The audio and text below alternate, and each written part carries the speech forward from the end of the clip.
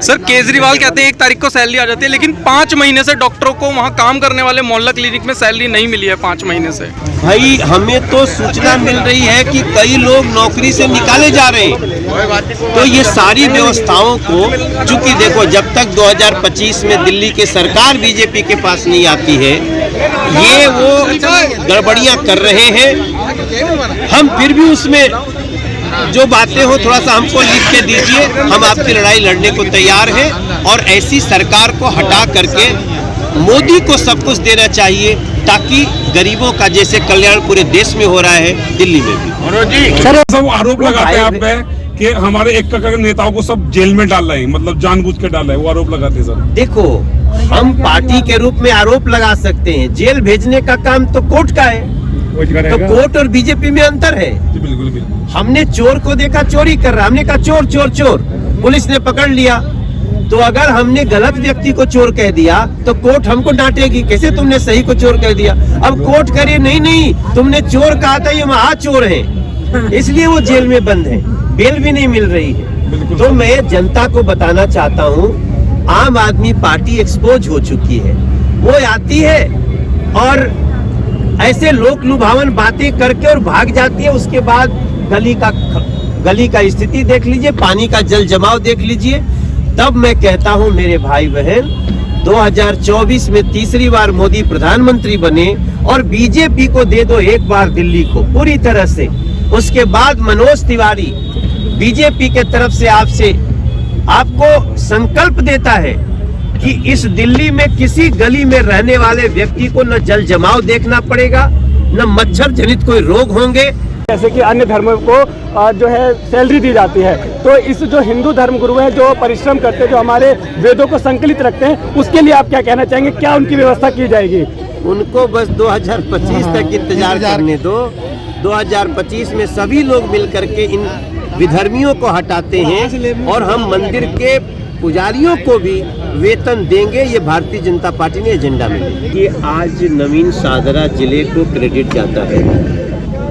मैं मनोज त्यागी जो जिले के अध्यक्ष हैं उनको धन्यवाद देना चाहता हूं। उन्होंने और कार्यकर्ताओं ने बहुत बड़ा कार्यक्रम किया और इसमें प्रदेश के अध्यक्ष भी आए, प्रभारी जी भी आए, स्मृति बहन आई और तमाम लोगों ने मिल करके हम सब ने 2-3 संदेश देने का काम किया। आपके चैनलों के थ्रू भी मैं बोलना चाहता हूँ।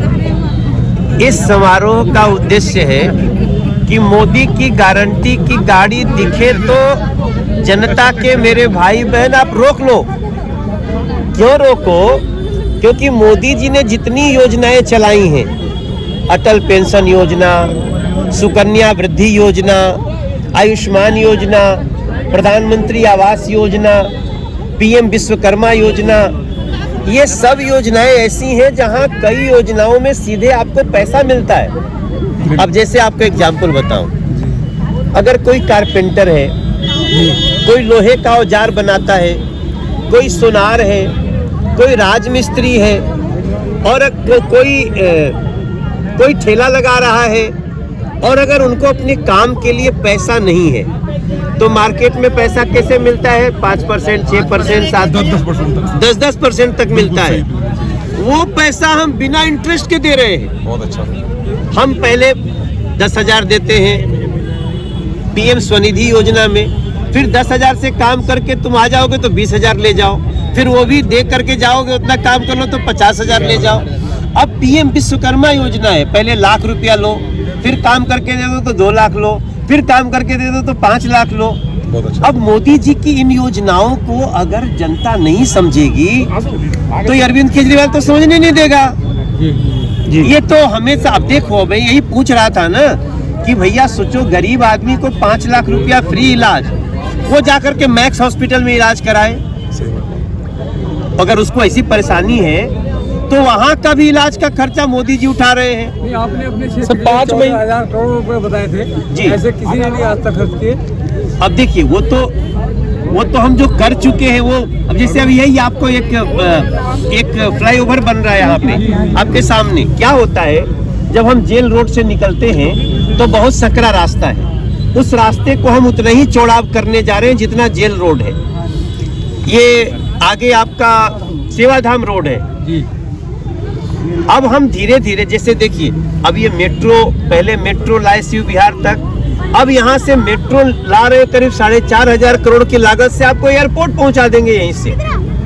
और यहाँ जिनको जाम में फंसते थे, जैसे मान लीजिए गगन सिनेमा की तरफ जाना है तो इसी जाम में सब, जिसको बॉर्डर जाना है यूपी वो भी जाम में, तो भैया जिसको यूपी बॉर्डर जाना है वो ऊपर चला जाएगा, लोकल लोगों को फायदा हो।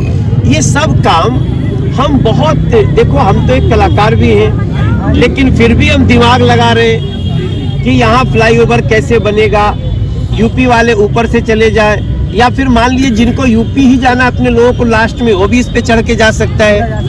यहाँ से आप जाएंगे, अभी आपको आज के दिन में अगर बागपत जाना हो तो आपको कम से कम 2.5 घंटे लगेंगे। हम आपको आज के 3 महीना बाद आपको हम 25 मिनट में पहुंचा देंगे बागपत। आपको हम देहरादून 2.25 घंटे में पहुंचा देंगे यहाँ से। वो आपने देखा होगा, हमने वीडियो भी बना के दिया है सब किस प्रकार से सड़कें बन करके 4,500 हजार करोड़ एक में हम ट्रिपल डेकर मेट्रो बना रहे हैं। जब आप खजूरी से उतरते हैं, मान लो इधर जिसको आना, हम समझाना चाहते हैं लोगों को।